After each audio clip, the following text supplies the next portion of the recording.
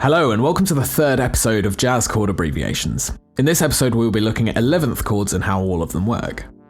As with 7ths and 9ths in the previous two episodes, if major or MAJ precedes 11 in the chord name, it is referring to the 7th. So C major 11 has a major 7th above C, so B, while C11 has a minor 7th, so B flat. But major and dominant 11th chords have a bit of a problem. If we build the chord on thirds, the major third and the 11th are a minor 9th apart, creating quite an uncomfortable clash. Of course, you can include the third if you desire, but almost always 11th chords have the third omitted if the third is major. If the third is minor, such as in C minor 11, it is usually kept, as now the third and the 11th have a major 9th interval between them and it's less harsh. Another note that can be omitted is the 5th, leaving just the root, 7th, 9th, and 11th. In C11, which is more commonly used than C major 11, another way to notate it is B flat over C, or B flat with a C in the bass. Rather than think through so many notes and remembering which to include and which to avoid, this can really help visualize the chord more easily, as it's just a triad with a different bass note.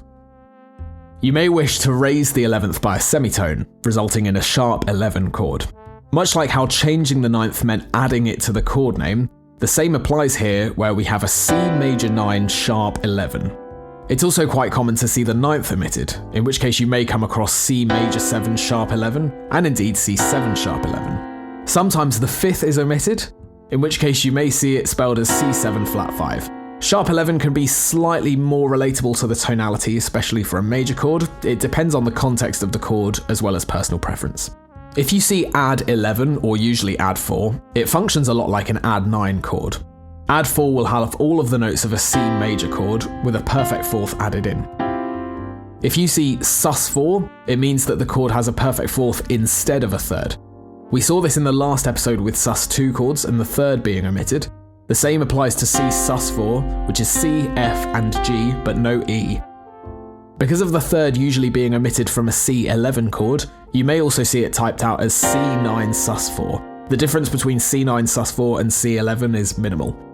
You may also see C7/11, implying simply that there is no 9th in the chord. Thanks very much for watching. Next week we'll be looking at 13ths and 6ths.